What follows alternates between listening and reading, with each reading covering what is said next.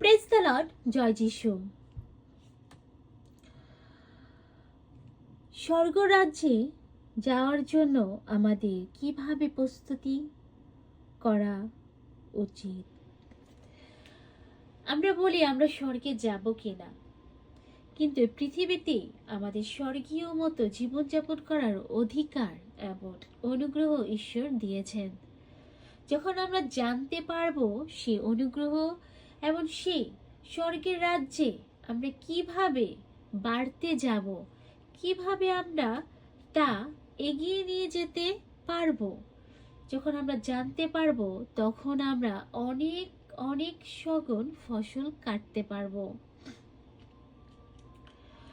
মনে করো তুমি স্বর্গরাজ্যে আছো এবং সেখানে আমাদের আরো কিভাবে আমরা বড় হব, কিভাবে আমরা বড় হতে পারি, কিভাবে আমরা আরো উপরে যেতে পারি।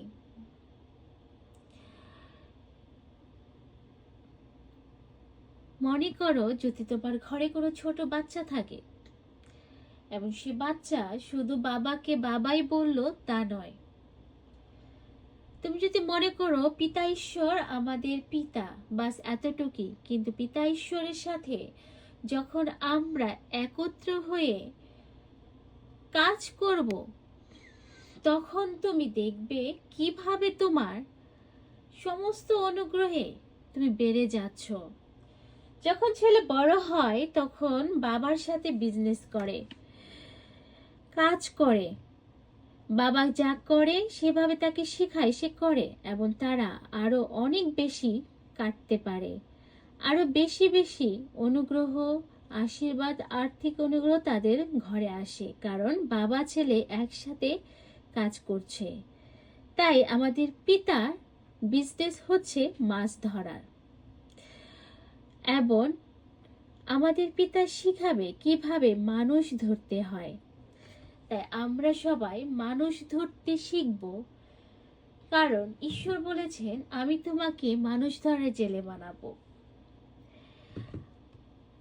আর সেটা কিভাবে আমাদের হৃদয়ে আমরা স্থাপন করব, গড়ে তুলব, বেড়ে উঠবে। আসুন শুনি মার্ক 4:28 থেকে। জমি নিজে নিজে ফল দেয়। মার্ক 4:26। তিনি আরো বললেন, ঈশ্বরের রাজ্য এমন একজন লোক যে মাটিতে বীজ বুনল। কি বললেন? তিনি আরো বললেন, ঈশ্বরের রাজ্য এরকমই একজন লোক যে মাটিতে বীজ বুনল। তাই ঈশ্বরের রাজ্যে না কোনো অ্যাঞ্জেল, না কোনো গড সেখানে বীজ বুনবে। তোমাকে বলছে, আমাদের বলছে, মানুষকে বীজ বুনতে বলছে।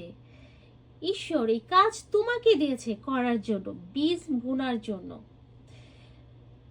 ঈশ্বরের রাজ্যে বীজ তোমাকে বুনতে হবে অ্যাজ এ ম্যান, ন কোনো অ্যাঞ্জেল, ন কোনো গড, ঈশ্বর নিজে নয়। তিনি বললেন এরকম একজন লোক যে মাটিতে বীজ বুনল, পরে সে রাত দিন ঘুমিয়ে পড়ে ও আবার জেগে ওঠে এবং ওই বীজ অঙ্কুরিত হয়ে বেড়ে ওঠে। তুমি বীজ বুনো এবং ঘুমিয়ে যাও রাতে, আবার সকালে উঠতে হবে, আবার সকালে ঠিক মতো উঠো, আবার বীজ বুনো, ঘুমিয়ে যাও। বলেছে করতে হবে, ঘুমাতে হবে, করতে হবে, ঘুমাতে হবে। তাহলে বীজ, কিসের বীজ বুনবো আমরা? আমরা তো অনেকে সবজি বাগান করি, করি কিনা?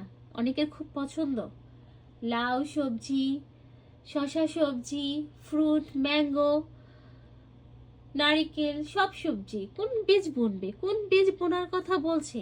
কোন বীজ নিয়ে আসবে তুমি বাজার থেকে? কিসের বীজ বুনবে?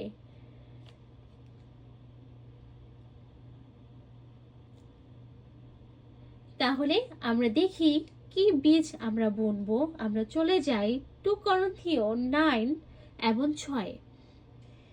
বিষয়টি এই যে অল্প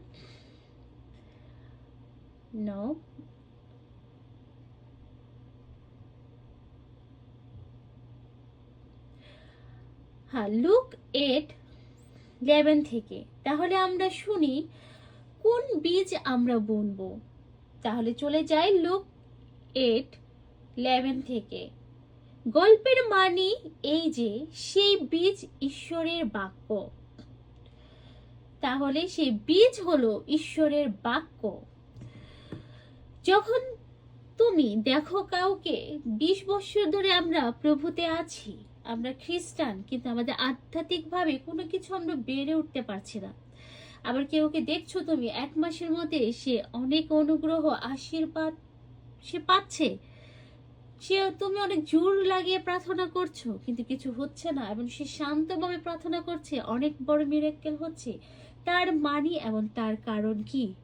তার কারণ সে সকালে এবং সে বীজ বুনে তার জমিতে এবং রাতে ঘুমিয়ে যায়, আবার বীজ বনে আবার ঘুমিয়ে যায়, কারণ সে বীজ বুনছে তার জমিতে, আর জমি হলো তোমার হৃদয়।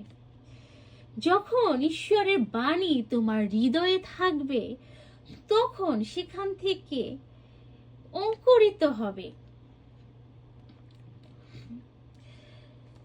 সে বাণী তোমার হৃদয়ে অঙ্কুরিত হতে শুরু করবে।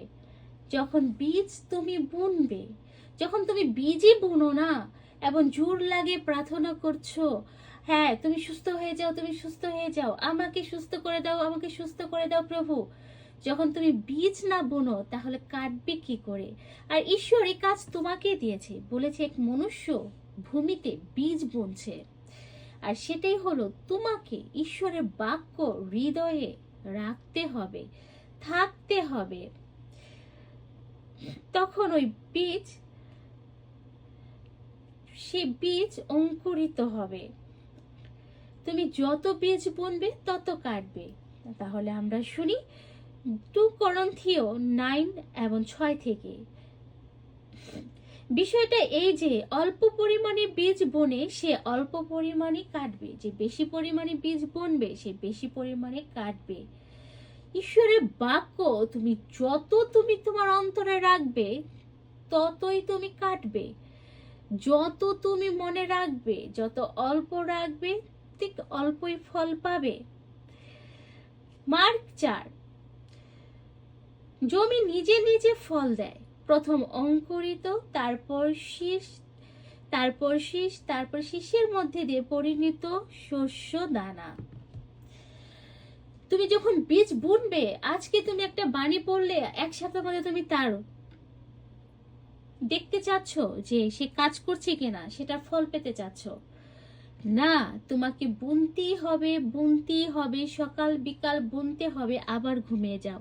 তোমাকে বাণী মানন করতে হবে, মানন মানে তোমাকে বাণী বলতে হবে, সেটা নিয়ে গান গাও, সেটা নিয়ে তুমি কবিতা বলো, সেটা তুমি মনে মনে জপ করো, সেটা তুমি যাই মনে করো, যতক্ষণ পর্যন্ত না তোমার হৃদয়ে বাণী স্পর্শটা করে, ঢুকে না যায়, যতক্ষণ পর্যন্ত না সে বীজ ভূমিতে না পড়ে, সে ভূমিতে থেকে সে অঙ্কুরিত হয় না। অঙ্কুরিত হওয়ার পর তারপরে সে পুরোপুরি ভাবে সেটা শস্য হয়ে, যেমন আমরা এক মুঠো শস্য দানা পুরো জমিতে যখন ছিটিয়ে দেই তখন হাজার হাজার গাছ সেখানে হয়, যখন বড় হয় তখন আমরা কেটে কেটে ট্রাক ভরে ভরে শস্য নিয়ে যাই, কেটে কেটে ট্রাক ভরে ভরে শস্য নিয়ে যাই। ঠিক এইরকমই তুমি যত কাটবে, যত বুনবে তত কাটবে, যত তুমি ঈশ্বরের বাণী বলবে, তোমার হৃদয়ে থাকবে, তত তুমি কাটবে। আর সেটা কিভাবে, কি ফল, তুমি কি ফল চাও? তুমি শসা চাও, তুমি আম চাও, তুমি কাঁঠাল চাও, তুমি কি চাও? তুমি যে ফল চাও সেই বীজ বোনা শুরু করো, সেই বীজ ঢুনো, বাইবেলে খুঁজো কোথায় আছে সেই বীজ। তুমি আম খেতে চাও, আমের বীজ কোথায় আছে? তুমি সুস্থতা পেতে চাও, সুস্থতার বীজ কোথায় আছে বাইবেলে, সে বাণী খুঁজো। তুমি আর্থিক অনুগ্রহ পেতে চাও, সে বীজ কোথায় আছে বাইবেলে খুঁজো। তুমি নিরাময় পেতে চাও, সে বীজ কোথায় আছে বাইবেলে তুমি খুঁজো। সেই বীজ তুমি বুনতে শুরু করো মাস ভরে, অন্তত পক্ষে 30 দিন সকালে বিকালে বলো, রাতে ঘুমাও, আবার বলো, রাতে ঘুমাও। সেভাবে তোমার হৃদয়ে সে বীজ যে পর্যন্ত বসে না যায়, যে পর্যন্ত সেখানে বীজ অঙ্কুরিত না হয়, সেখান থেকেই সে অঙ্কুরিতের পরই বীজ শস্যে পরিণত হয়। তাহলে খ্রিস্টিতে আমার প্রিয়জনেরা, যখন ঈশ্বর, আমরা যখন আত্মায় চলবো, আমাদের মনে মনে চিন্তা করব, এখন আমার আসল পরিচয় মাংসে নয়, আত্মায়। কারণ যখন আমরা আত্মায় চলতে থাকবো, তখন ঈশ্বরের বাণী আমাদের হৃদয়ে থাকবে।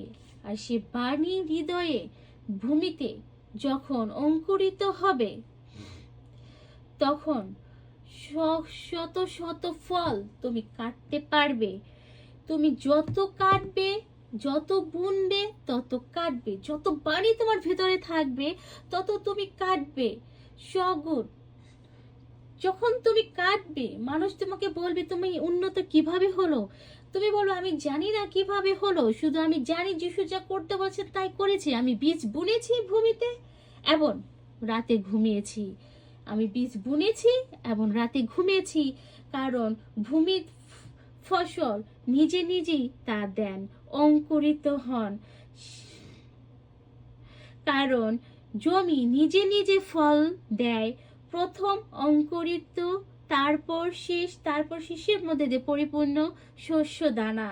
তাই পৃথিবী, ভূমি আপনি সেটা কাজ করবে। যখন তোমার বীজ হৃদয়ে থাকবে, তুমি বলতে থাকবে এবং সে বাণী কাজ করা শুরু করে দেবে। তখন তোমাকে কেউ ভয় দেখাচ্ছে, কেউ তোমাকে জাদুটোনা করছে, তোমার মধ্যে তুমি অসুস্থ ফিল করতেছো, তখন তুমি সেই বীজ বুনো। কোনো ঘাস যে আমাকে সুস্থ করে তা তো নয়, কোনো মলম তাও নয়, বরং তোমার বাণী প্রভু আমাকে সুস্থ করে। এই যে বাণী, যে সমস্ত কিছু থেকে আমায় নিরাময় করে, যিশু খ্রিস্টের নামে আমি সুস্থ। I have heal right now, Jesus touching me. আর যিশু বলেছেন, আমাকে প্রতিজ্ঞা করেছেন, এই বাণী আমার জন্য, যিশু আমার জন্য ক্রুশে জীবন দিয়েছেন এবং আমি মুক্ত। কোনো অসুস্থতা, কোনো জাদুটোনা আমাকে স্পর্শ করতে পারে না, কারণ এই বাণী আমার মধ্যে কাজ করছে। আর তুমি বলতেই যাচ্ছ যিশু খ্রিস্টের, নাজারেতে যিশু খ্রিস্টের নামে আমার অ্যালার্জি, আমার ক্যান্সার, আমি আদেশ করি, যাও। আমি তোমাকে তিরস্কার করি, আমি তোমাকে ক্যান্সেল করি। আমার মধ্যে যিশু খ্রিস্ট, আমি সুস্থতা লাভ করেছি, কারণ যিশু আমাকে সে অধিকার দিয়েছেন। যখন তুমি বলতেই থাকবে, সেখানেই হয় ক্যান্সার নিরাময়, ভবিষ্যৎবাণী করা। ক্যান্সার চলে যাচ্ছে, অ্যালার্জি চলে যাচ্ছে, টিউমার চলে যাচ্ছে। সেখানেই হয় বীজের ফসল অঙ্কুরিত। বীজ আপনি থেকে ফল দেওয়া শুরু করে। যখন ভূমির মধ্যে বীজ পড়ে, সেই ফল আপনি থেকে দেওয়া শুরু করে। আর যিশু খ্রিস্ট সেখানে সে কাজ করে। তাই তোমার ভিতরে থাকতে হবে সে যিশু খ্রিস্টের বাণী, যে বাণী দ্বারা তুমি বলতে পারো, তুমি কান্না করতে নেই। যিশু আমাকে সুস্থ করে দাও, সে করে দিয়েছে। 2000 বছর আগে তোমাকে মুক্ত করে দিয়েছে, সমস্ত অধিকার তোমার হাতে দিয়েছে। তোমাকে বলছে মানন করতে, তোমাকে বলছে প্রফেসর করতে, তোমাকে বলছে ভবিষ্যৎবাণী করতে, তোমাকে বলছে বীজ বুনতে, তোমাকে বলছে হৃদয় বীজ থাকতে এবং তা ঘোষণা করতে। তখনই সেখানে কাজ হয় নিরাময়তা, সুস্থতা। ক্যান্সার ভাগকে চলে যাচ্ছে, ডায়াবেটিস ভেঙে চলে যাচ্ছে, টিউমার ভেঙে চলে যাচ্ছে, জ্বর, অ্যালার্জি, যত ধরনের রোগ ব্যাধি ভেঙে চলে যাচ্ছে যিশু খ্রিস্টের বাণীতে। তার বাণী জীবন্ত ঈশ্বরের বাক্য দিয়ে ঈশ্বর সমস্ত কিছু সৃষ্টি করেছেন।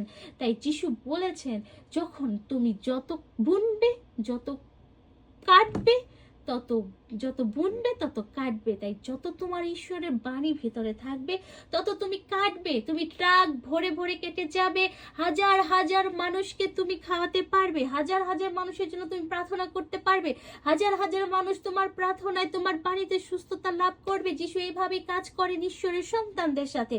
যিশু খ্রিস্টের বাণী তোমার অন্তরে তুমি রাখো আমার প্রিয়জনেরা, আমার খ্রিস্টেতে আমার প্রিয়জনেরা।